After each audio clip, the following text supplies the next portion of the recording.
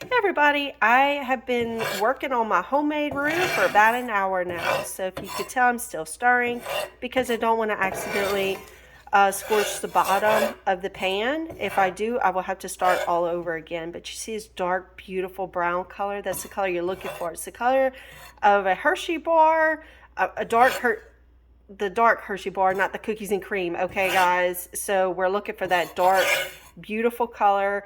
You have to consistently stir for an hour. So what I did was I used 2 cups of all-purpose flour, and I did a cup and a half of pure vegetable oil. And you just have to set the stove and stir. Once again, if it gets all burnt at the bottom and you see black specks, which mine does not, but if you see that in your roux, guys, I'm sorry to tell you, but you will have to start all over again. Do not make a gumbo if you burned your roux. Now I have cooked my roux in my black iron skillet. You hear it sizzling? I love that. Oh my goodness, that's onions, bell pepper, celery. So I cut up about 4 onions, 2 celery, and 1 green bell pepper. And just give it a good stir before it hits the big gumbo pot. So I got my roux into the gumbo pot and I'm pouring in some hot water. So the rule is, guys, hot roux, hot water. Cold roux, cold water. So I just got finished cutting up my andouille, which was 2 links. And then also I do the pork sausage, which is not cooked. And then also I have 3 links of the smoked sausage.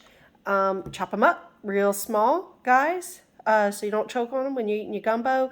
And don't forget to put your gumbo pot halfway with water. And I have it on high right now to boil. And then the reason you do the gumbo pot halfway is because when you put in your chicken, your sausage, your andouille, all that is going to come all the way to the top. So you don't want anything boiling or coming over the sides. Boom, there you go, it's chopped up. We're going to dump it in the pot, just like that. Ooh. Okay, come on, guys. Make it in there. All right, there you go. And then I'm going to get my chicken out, show you another trick. All right, here's my next trick I want to tell you about. I get the boneless, skinless chicken thighs. Yep, guys, I'm cheating here. So normally what us Cajuns do is we get a full chicken and we'll ask the butcher to cut it up for us in really small pieces. But with my kids, the picking out the bones, it just, honestly, I don't have time for that. So what you need is the boneless, skinless chicken thighs. So if your first time doing it, it's awesome. What you want to do is also trim the fat off of the meat. So when I pull this out of the package, that's what I'm going to do. And then also you want to heavily salt your chicken, both sides, with salt and with black pepper, okay? You do not season your gumbo. I repeat, you do not season your gumbo. You only season just your chicken. Why is that?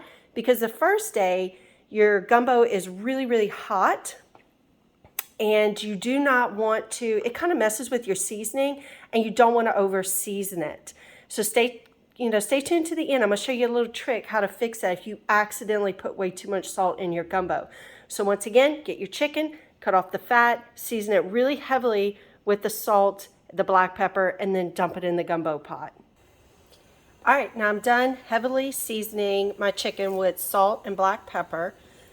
And one of the reasons why I'm telling you guys to wait to season your gumbo, like I said, the first day it's really hard to tell. So the next day, believe it or not, gumbo is so much better the next day, is the next day you'll have a better taste for it after it kind of cools and absorbs a lot of that flavor into your gumbo.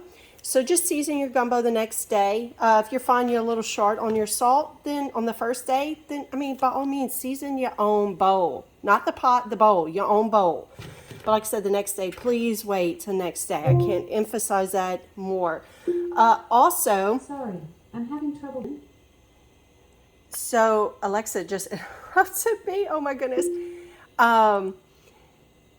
If you over salt your gumbo, this is what you're going to need to do, guys. You're going to want to put a raw potato into your pot.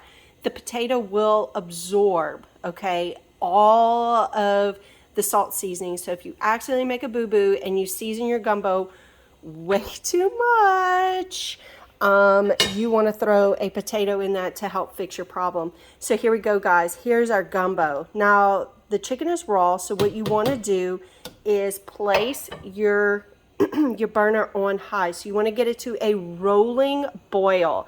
So I've been having it sit on high while I've been cutting up all my sausages. So here we go. Just give it a good stir. Wait till it gets on high to a rolling boil. And then you're going to place your lid on top, place it back on low, and let it cook. So you want it to cook between probably 3 to 4 hours of your gumbo, just to make sure your chicken is cooked through and through. Also, another tip, do not cut up your chicken, guys. Just leave it whole.